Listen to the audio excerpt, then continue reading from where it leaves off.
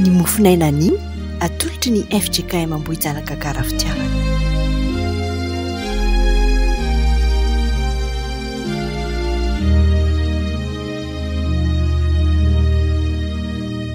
Rehefa malala anio sabotsy 13 janoary andro fahafito amin'izao herinandro nomeny tompo atsika izao manambara fa mifarana ny herinandro ary dia isoratsika an'Andriamanitra ny fitahiana rehetra izay nomeny antsika nandritra an'izay herinandro lasa izay fa tsaroantsika indrindra koa ry havako ny fahotana rehetra teny tsy fahatanterantsika ny sitrapon'Andriamanitra nandritra an'izay andro lasa herinandro izay, ao ny fahasoavana, ao ny fifaliana, ao ny fahoriana. Izany rehetrarehetra izany dia niara-niasa na soa antsika koa isaorantsika Andriamanitra nanome izany rehetrarehetra izany. Indroary mbola afaka hiara-iombona indray isika amin'ity maraim-baovao ity amin'ny alalan'ny fiaraha-mivavaka fisaorana sy fideran'Andriamanitra, amin'ny alalan'ny fiainona ny tenin'Andriamanitra ary amin'ny alalan'ny vavaka fangatahana koa mba ho fametrarana ny fiainantsika rehetra eo am-pelantanan'ny Tompo. Ka dia ampitomboina ao aminareo mandrakariva ry havana ny fahasoavan'i Jesosy Kristy, ny fitiavan'Andriamanitra ray ary amintsika rehetra ny firaisana ny fanahy masina. Dia miarahaba antsika rehetra ary amin'ny anaran'i Jesosy Tompo natrahatra ity andro anio ity ary dia manasa anao am-pifaliana izay mandre izao fiombonana izao mba hiombona amin'ity fotoana ity. Ka dia ho aminareo anie ny fiadanana eny ary ho amiko koa. Andeha ary mialohany amakitsika ny mofinaina voalahatra anio hiombona mivavaka isika. Ry Andriamanitra rainay izay ny an-danitro, indreto izay rehetra miara-miombona amin'ny alalan'izao fitaovan-tseratsera izao, ao izahay izay miainy Tompo, naizanaiza misy anay, na ao an-tokantrano na ny an-dalana na amin'ny toeram-piasana.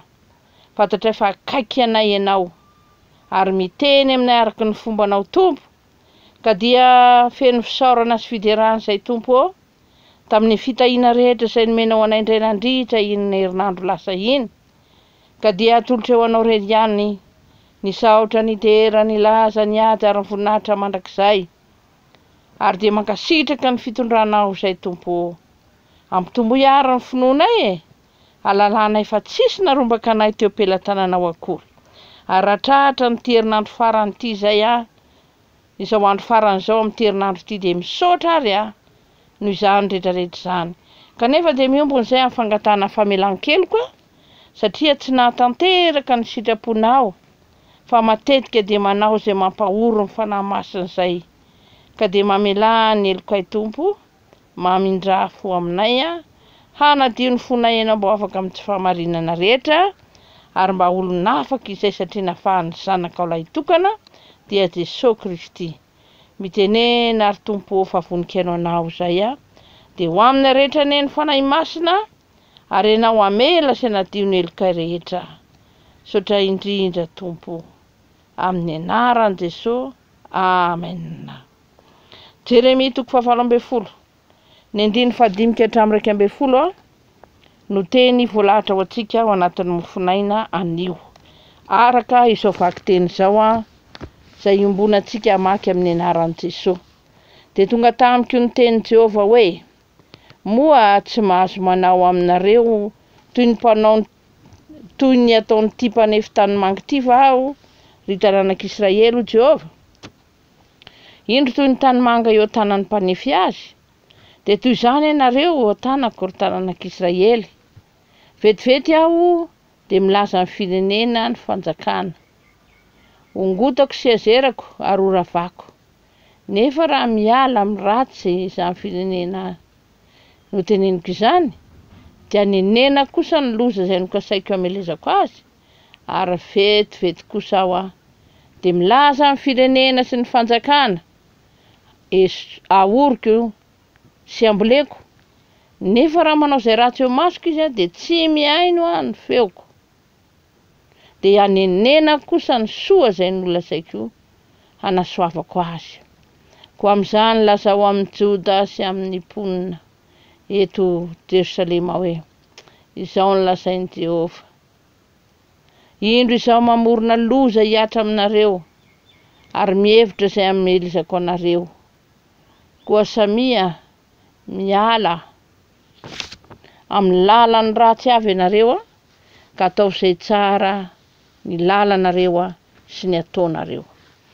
Ray Masino manamasinana amin'ny fahamarinana, ny teninao no fahamarinana. Amen. Dia ho amintsika manakariva ny heriavana ny fahasoavany Jesoa Kristy tompontsika.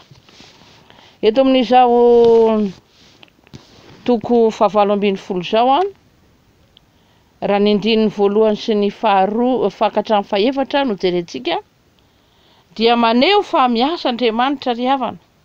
Ampitahintsika mantsy zany amin'ilay toko voalohany amin'ny Jeremia, izay maneho ny fiantsonan'ny Jeremia mba ho mpaminany. Any amin'ny toko voalohany dia mandà mafy eny Jeremia fa tsy ho hainy mihitsy ny anatanteraka ity iraka ity izay ampanaovan'i Jehovah Andriamanitra azy. Ary dia namaly izy hoe mbola zaza, tsy mahay mandà teny feonatrian'izany kosa Jehovah Andriamanitra dia maneho ny maizy azy dia ny Mahandriamanitra tompony fahefana rehetra eo amin'ny olony. Dia izao nataony aza manao mbola zaza aho efa izao andeha ianao amin'izay rehetra ny rako anao, ary izay rehetra ny andidiko anao no ambaranao. Aza matahotra azy ianao fa ombanao sy hamonjy ianao ho Jehovah. Za zany no zavatra efa niainan'ity Jeremia ity ry havana, ary dia vokatra hoe tsy maintsy mandeha ianao fa aza manao mbola zaza. Izao no anana fahefana avy aminao, toko ambavanao ny teny, dia ianao olona tendreny ianao dia mandehana ianao, fa dia nomena indrindra izy ny fahefana, anam-pahefana amin'ny firenena sy ny fanjakana, hanongotra sy anjera sy andrava, androdana ary anorona sy amboly. Tsy hoe amin'ny ampapahany ihany, fa tena ny firenena mihitsy, Israely sy Joda, dia omen'Andriamanitra ny hafatra amin'izao andro an'izao izay maneho amintsika zany fa ny fahefana koa sy ny fanjakana ary ny firenena izay misy antsika ankehitriny dia tena omen'i Jehovah hafatra, tsy ny fiangonana ihany fa zany firenena sy fanjakana izany. Zava-misy enitsika teo tsara zany hoe fandava ny Jeremia izany sy ny fampaherezana ataon'Andriamanitra azy, fahefana izay nomena azy hoe ianao io ry Jeremia nge, dia ianao anam-pahefana amin'ny firenena sy ny fanjakana, hanongotra dia anjera dia andrava sy androdana ary anorona sy amboly.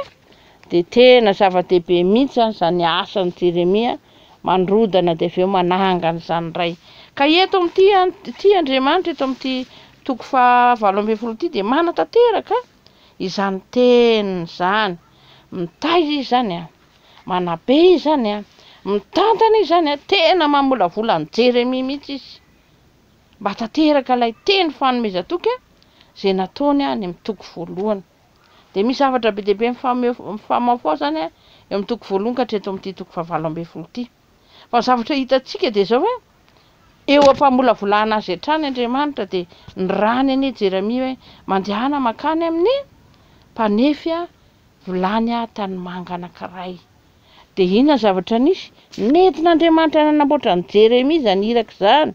Dia nandeha tokoa Jeremia nidina ho any amin'ny tranon'ny mpanefy tanimanga, dia tany no nahitany ny asa ataon'ny mpanefy tanimanga moa, ary dia tao no niantson'Andriamanitra azy hanao ny asany.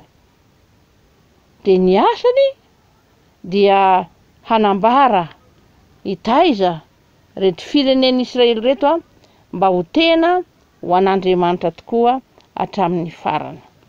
Rehefa malalo, rehefa mijery ary Jeremia dia mpanao vilany tany manga no hitany izay entina ilazana fa sarin'Andriamanitra io.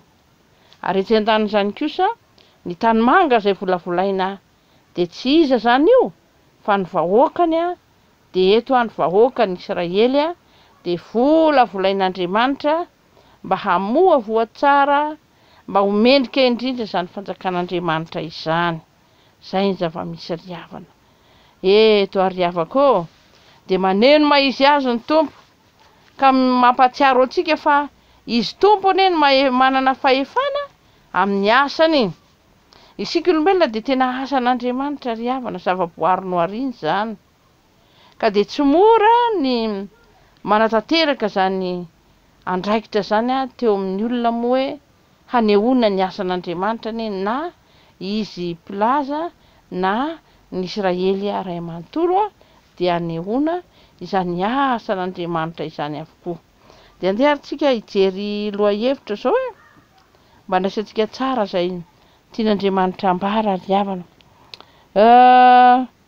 Eo amin'ny andininy fito sy favalo dia misy firenena ambarao firenena mpanota sy mavesa-treloka kanefa dia omen'Andriamanitra indrindra ny famindram-pony. Zao ny vaky teny tao riavako. Vetivety aho dia milaza firenena sy fanjakana, ongotako sy azerako ary oravako, nefa raha miala amin'ny ratsy zany firenena noteneniko izany dia nenena kosa ny loza izay nokasaiko hamelezana azy. Io ilay Andriamanitra marina, Andriamanitra fitiavana, Andriamanitra be famindram-po riavana. Ka eo anatrehan'izany hoe firenena sy fanjakana mpanota zany sy mavesa-treloka. Io moa dia fomba fiteny hatrany amin'ny Isaia mpaminany aza dino Isaia toko voalohany ery amin'ny andininy fahaefatra. Ao koa izy dia milaza ilay niantsona ny Isaia ho any amin'izany firenena izany dia firenena Israely. Dia zao ny hita eo, indrisy firenena mpanota, olona mavesa-treloka, fa ny Israely tsy mahalala, ny oloko tsy misaina. Indrisy firenena mpanota olona mavesa-treloka taranaka mpanao ratsy, zanaka mpanao mahameloka. Efa nafoy an Jehova izy efa namavo ny ray masiny Israely izy efa niodina izy. Izany firenena izany riavana dia mendrika indrindra ny ongotana sy oravana. Kanefa dia omen'Andriamanitra ny famindram-pony izy fa raha toa zany izy miala amin'ny ratsy rehetra zany nataony, manenina tokoa Andriamanitra eo amin'izany ratsy hamelezana azy zany satria Andriamanitra fitiavana, Andriamanitra mamindra fo sy miantra. Ka raha mibebaka tokoa miala amin'ny ratsy fanaon'ireo vahoaka ireo miaino ny feon'ny mpaminany izay mitondra zany hafatra zany manjaka eo amin'ny famindram-pon'Andriamanitra ary dia ho avelan'Andriamanitra ny eloka sy ny fahotany rehetra. Fa etsen-daniny zany riavana, Andriamanitra zany dia miantso ny olona hatrany izy ho amin'ny famonjena. Ary misy koa zany hoe ambarina amin'ny andininy fahasivy sy fahafolo. Fa vetivety kosa dia misy koa nohatra zao hoe milaza firenena sy fanjakana ahoriko sy amboleko. Zay zany tena fikasan'Andriamanitra, hanorina sy hanangana firenena tena hoe ho an'Andriamanitra, manatanteraka ny sitrapon'Andriamanitra. Kanefa ny zava-misy dia zao hoe raha Andriamanitra te hanorina sy hamboly etsen-daniny zany ny vahoaka atao kosa dia nanao izay ratsy teo anatrehan'Andriamanitra, nanao izay tsy mifanaraka amin'ny sitrapon'Andriamanitra, dia indro manenon'Andriamanitra ny fifidianany sy ny fiantsony azy. Ka dia niteneniny hoe tsy mihaino ny feoko nareo. Noho izany dia zao lazaina aminareo fa ratsy miova zany nareo miala amin'ny ratsy rehetra fanaonareo ka manao ny tsara ny lalanareo sy ny ataonareo dia zao ho meloka eo anatrehan'izany Andriamanitra zany ianareo. Zany riavana no sary ary inona fa nandresy lahatra ny Jeremia tokoa zany asan'Andriamanitra zany satria Jeremia nge mandinika fanaony mpamolavola tanimangy ary rivo zao hoe mamolavola izy dia ny faniriny teo volany ty. Eo mpanaovanao zeo anefa misy zavatra tsy mety ary mety misy aingam-panahy hafa koa dia hovainy zany le volany anaovany zavatra hafa indray rehefa avy eo. Anaovany zavatra hafa indray le volany rehefa avy eo. Dia ny tiana ambara amin'izany ny riavako. Dia Andriamanitra raha manaiky sika fa ain'Andriamanitra mamola volantsika de tahaka ny fiantsoan'i Jeremia teo de inona no tokony ataontsika?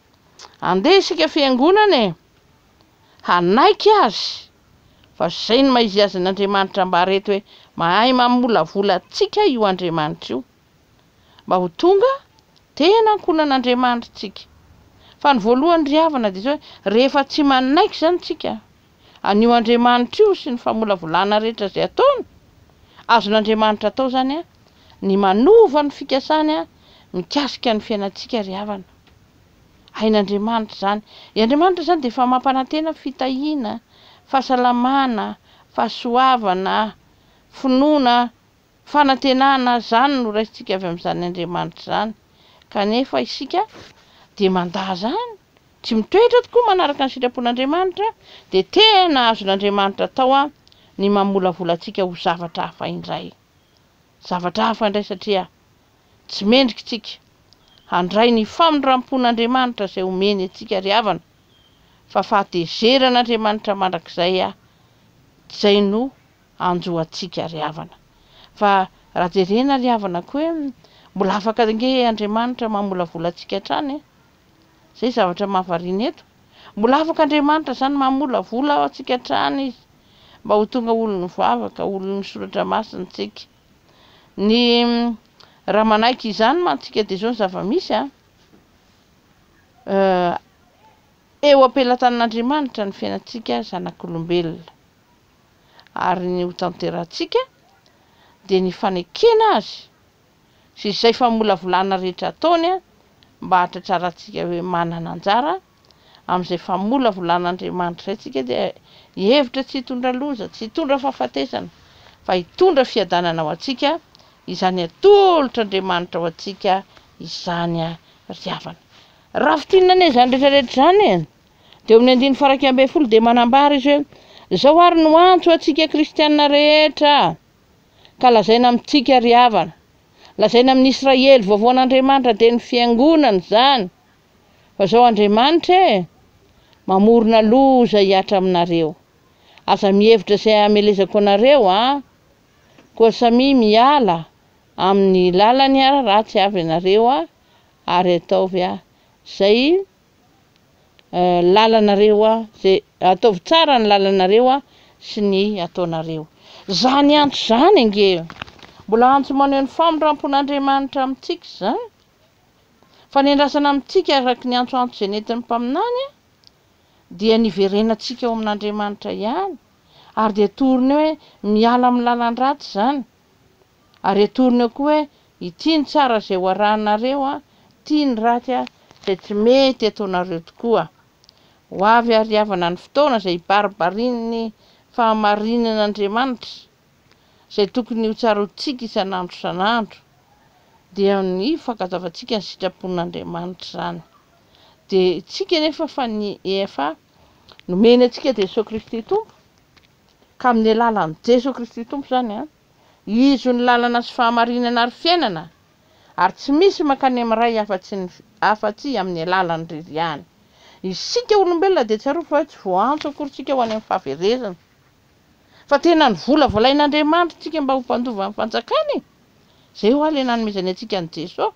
Ka raha manaiky ny Jesosy sika ny famonjeny ny fahafatesany manaiky ny antson'ny tompontsika, manaiky avao sy atsaratsika an'Andriamanitra ny sisa rehetra ry havana, de ary bebaka zay le fiverenana amin'ny tompo, mibebaka tsika mba ho volavolain'Andriamanitra, mba tena ho tonga mpanompo tsara sady matoky. De ry havana aza mora resy hoe zako hoe be valemena, mbola mpifoka sigara, mbola mpisotro toaka, mbola mpanao ratsy, mbola etsy. Izy moa ny antson'Andriamanitra fa tsy ny mpanota, izy nge tsy avy antsony marina fa miantso ny mpanota ibebaka Andriamanitra. Ary zany no asan'ny fiangonana, miantso ny olona izy mba hiverina amin'Andriamanitra ho an'ny mpanota zany, mba hialantsika amin'ny ratsy rehetra, mba ho velontsika ry havana, anana ny fiainana mandrakizay, anana ny fiadanana zay omeny.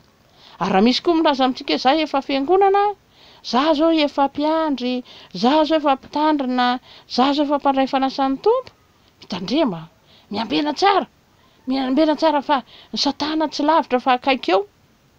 Fa raha vao tsy mitoetra tsara tsika, fa mitondra izany eo molotra fotsiny, toy ny akanjo fotsiny hitafiana, toy ny lamaody fotsiny anaovana zany.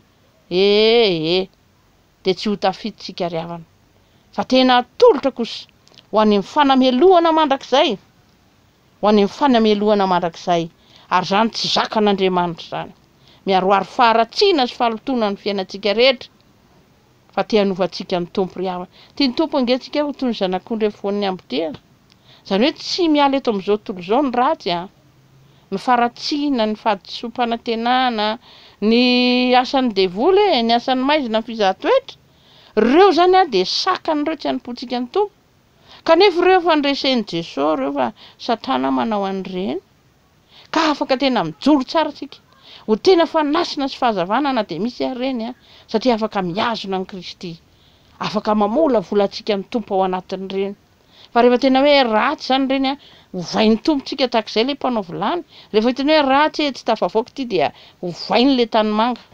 De zay tena ny tompo manovantsika. Vandao arivavaka tompo an'Andriamanitra. Manatona an' Jesosy. Raha mbola misy tsy mpandray fanasan'ny tompo efa hiditra zao tsika amin'ny marsa io, efa ataony antso. De manatona aingana mba volavolain'ny tompo. Ho mpanompo tsara sady matoky. Azony Jesosy ry havana. Azony Jesosy hatramin'ny farany ary meteza mba hanaraka azy. Ho an'Andriamanitra iray ihany ny voninahitra, ho amintsika rehetra ny fitiavan'Andriamanitra ray, ny fahasoavan'i Jesosy Kristy tompo ary ny fampaherezana avy amin'ny fanahy masina. Amen.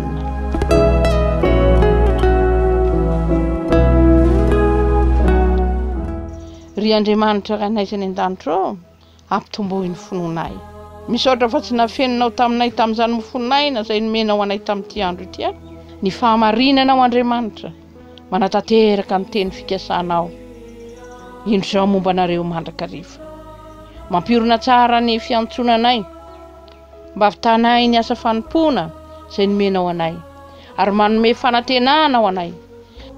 Fa na eto amin'izao tontolo izao azay mahita fahoriana, mahita fijaliana, voasedra mafika aza indraindray ary voatavika satana.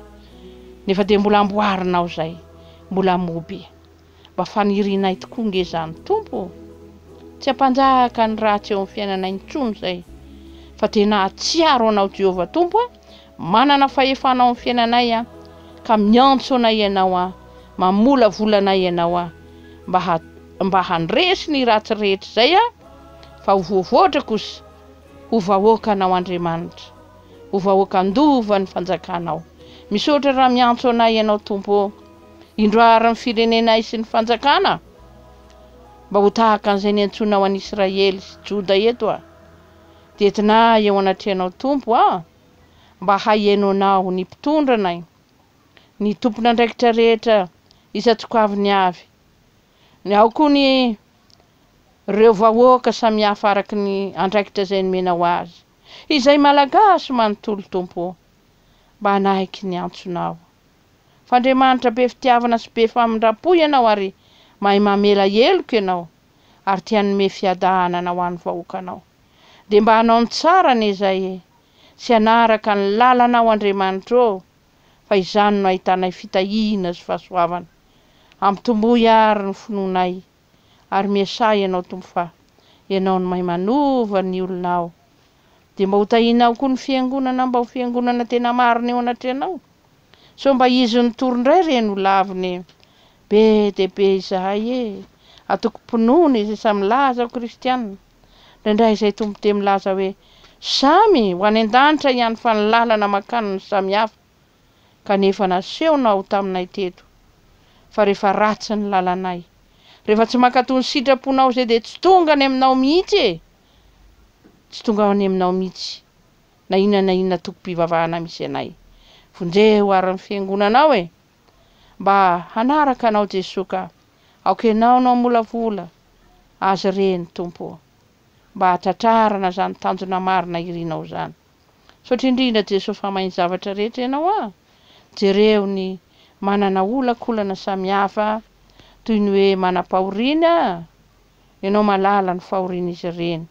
Misy manamanjo misy sahirana misy manan'olana any ianao Jesosy rerian'ny manafaka azy ka dia entina eo anatrehanao na ny marary koa Jesosy na voan'ny Covid-19 izy na marary ny tension izy na azon'ny diabety izy tapaka lalan-drà zany a samy entina eo anatrehanao Tompo vonjeo vonjeo ny olonao Tompo mbola mba hatoky ianao hatramin'ny farany a fa ianao sady mpanasitrana ny tena ny mpanasitrana ny fanahy ary dia ho zaka matononmenao ampianaro azay Tompo mba hatoky ianao hatramin'ny farany a ary dia zany no ametraranay ny firenenay manontolo eo aminao tsy adinonay ny mangataka ny orana Tompo a mba ho avy mbola mila rano zay aoka ny famondram-ponao noraisinay mangataka koa zay ho an'ny FJKM maray manontolo a mba iorina tsara ny finoana sy ny fahalalana anao ane ho tahinao ny asany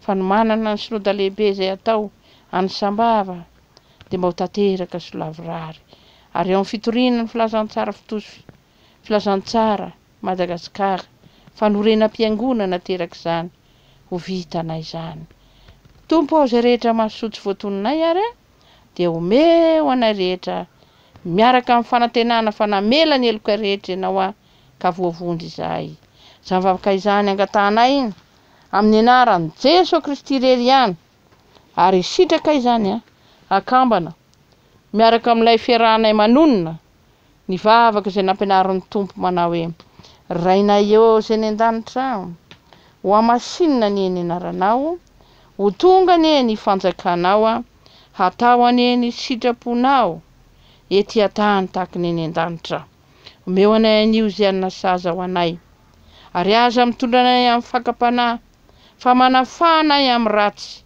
mamela ny elokay tahaka ny namelanay izay meloka taminay fa anao ny fanjakana sy ny hery ary ny voninahitra mandrakizay a amen dia misaotra an'Andriamanitra lehibe ary tsika riavana noho ny nahazahoantsika niara-ny ombona tamin'ity androny ity a dia atolotsika ho an'Andriamanitra rery ny voninahitra Tompo ny ampiorina ny finoantsika ary ampitombo ny finoantsika isan'andro dia manasa anao iombom-bavaka raha-pitso a fa andron'ny Tompo izany raha sitraka ao ny tonga hiara hivavaka amin'ny fitora maraina be sy ny maro amin'ny 8 ora sasany sekolelahady ary dia ao aza dinony amin'ny 10 sasany a amin'ny 10 na amin'ny 10 ora mba hiarahantsika mivavaka koa hamonjena indraiky koa ny fiaraha-mivavaka riavana ho antsika be sy ny maro raisoarany tsodrano tonona amin'ny anaran'i Jesosy fiadanana ny ho an'ny rahalahy sy ny fitiavana ambany finoana avy amin'Andriamanitra ray Jesosy Kristy Tompontsika fahasoavana ny ho an'izay rehetra tian'i Jesosy Kristy amin'ny fitiavana tsy mety levona dia ho an'Andriamanitra ery ihany ny voninahitra amin'ny anaran'ny Ray sy ny Zanaka ary ny fanahy masina amen